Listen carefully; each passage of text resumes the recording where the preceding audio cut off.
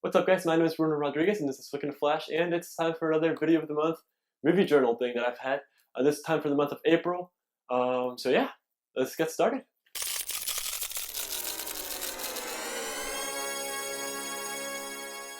First movie I watched was April 1st, Easy A. I was on an 8-hour car ride back from Mexico, and I had it downloaded on my iPad, so why not? And honestly, I didn't really think too much about it. I just put it on, and I actually had a really good time with it. I found the story engaging. I think it had something to say about social expectation, high school pressures, and just finding out what type of person you really want to be. It didn't have like amazing cinematography or noticeable attention to the filmmaking, but honestly, I don't really have any real criticisms. The acting was good. I mean, every time I watch Emma Stone, I like her a little bit more. She's honestly an amazing actress. Her character's parents were hilarious. I loved the relationship she had with them. And honestly, I found this movie pretty enjoyable. It was really funny, and I definitely recommend it if you guys just want to pop in a movie that's easy to watch, not too long, and you'll have a good time with it. So yeah, 3.5 stars out of 5. So once we were back home from Mexico, me and my family realized we had a lot of free time on our hands, so I started showing them all of my favorite movies, starting with Inception. This is probably like my 5th time watching it, and I keep finding more reasons why I absolutely love this movie. Christopher Nolan is definitely one of my favorite directors, and this is a great movie that really shows why. It's honestly a character study inside of a big action blockbuster movie. It is very intense, very big, and he manages to stay focused and keep the audience from getting lost. Well, kind of. You do really have to pay attention. It's not a very easy movie to understand, but if you pay attention, you will get through it, and you will love this movie. Don't know if it's exactly my favorite Christopher Nolan movie. It's definitely this one or The Prestige. I've watched them both so many times, I can't really make up my mind, but I'll decide later. For now, amazing movie, 5 out of 5 stars. Next, I showed my family Baby Driver, one of my all-time favorite movies, directed by one of my all-time favorite directors, Edgar Wright. I love his style, his visual comedy, attention to detail, extreme attention to detail, honestly. I love how he syncs up the action and cuts everything to the music. It's beautiful. It's the one who say listen to the music all the time? Is he mental? Mental meaning slow. Was he slow?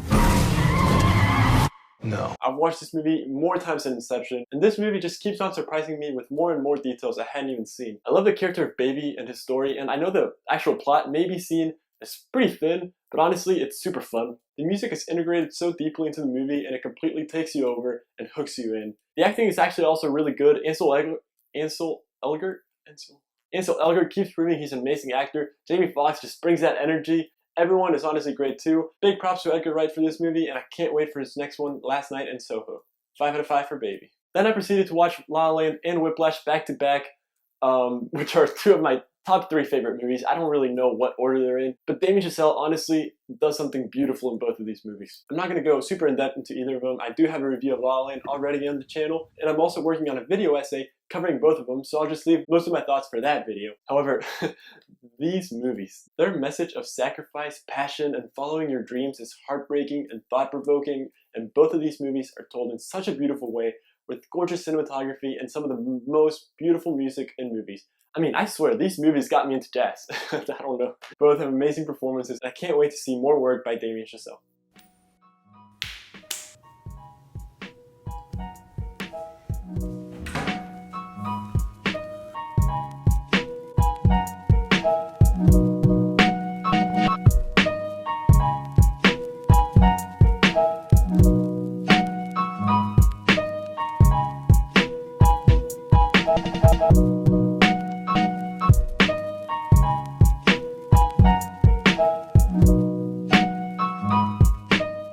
Next, I watched Taxi Driver, the next movie in my Martin Scorsese discography. I'm trying to get through it slowly, and this one was the next one after Raging Bull, which I watched 2 months ago. And yeah, guys, I'm sensing a pattern, a character study of a male protagonist with a flawed view of masculinity suffering from loneliness. This movie, more than Raging Bull especially, examines the dangers of loneliness and isolation from society.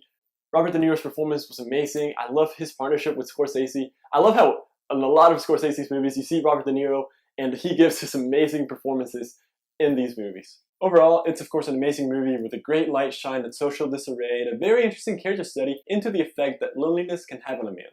However, to be fully honest, I didn't love this movie as much as I thought I would, but I might warm up to it on second viewing, and honestly, the more I think about these type of movies, the more I like them. Regardless, I was never bored watching it, and it very much kept me invested in Travis's story. So yeah, overall, very good movie that I definitely need to rewatch. 4 out of 5 stars. Next, Beautiful Boy.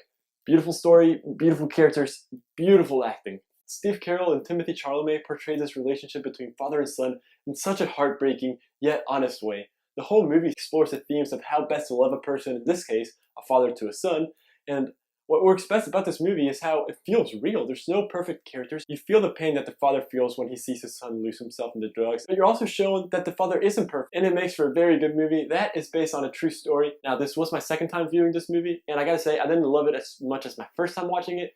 I felt like the third act kind of dragged on a little bit, and I know it's based on a true story, so it's not like you can just have the ending that you want, but it wasn't really the story that I had the problem with. It was just the pacing of the third act didn't seem to fit quite as good as I think they wanted it to. Overall though, I do think it's a very good movie about the dangers of drugs and the journey and struggles that come with that, not only for the user, but also for the people surrounding him. So yeah, very good movie, 4 out of 5 stars.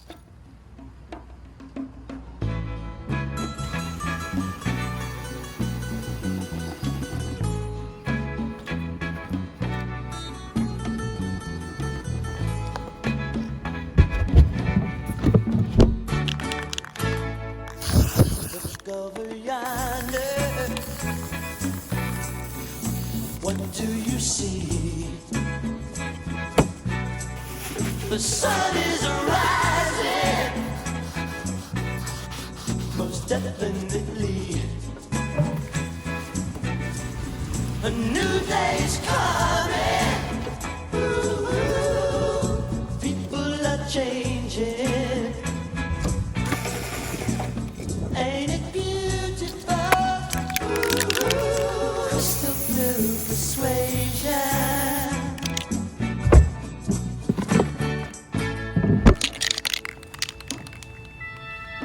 Better get ready. Gonna see the light. Love is the answer. Lastly, I watched Social Network. Jesse Eisenberg completely encapsulates this archetype of the arrogant smartass thanks to David Fincher's incredible direction and, more than anything, Aaron Sorkin's screenplay. The dialogue is quick and witty, and it doesn't fail to keep your attention scene after scene. The casting in this movie is also wonderful with Jesse Eisenberg and Andrew Garfield, and surprisingly, Justin Timberlake actually did really good in this movie too. But at the heart of the film, it's a story about friendship. It's a story about growing not only a company, but growing up yourself. It's also a story of betrayal. Throughout the movie, Zuckerberg is portrayed as cold and heartless, but his flaws honestly lie in his emotional state, and he doesn't come close to being as emotionally mature as he is intellectually mature. But you can tell throughout the film, and especially at the end, when he looks at Eduardo in the courtroom, that he does have some remorse for what he did and how he treated his friend. And it shows us a side of Zuckerberg that hasn't been seen too much before. It's a heartbreaking story told in a very satisfying way. And of course, I have to acknowledge the opening scene is legendary. The dialogue is so quick, witty, and it manages to tell us so much about the characters in so little amount of time, and that's pretty much how the entire movie is. It's told in such a creative way, and I absolutely love this movie. 4 out of 5 stars. And guys, that's all the movies I watched. I didn't watch as many towards the second half of the month. I got pretty busy, so all the movies that I did watch were pretty much in the first half. I did watch some TV. I finished Better Call Saul, which I have 2 videos on that if you want to check them out, and I watched The Office and Parks and Rec, which are always on loop at my house, and I absolutely love them. Well guys, I hope you enjoyed this video and that you're staying safe in all of this mess of a situation. If you did enjoy this video, please make sure to subscribe, check out my latest videos, and as always, drop a like and drop in later.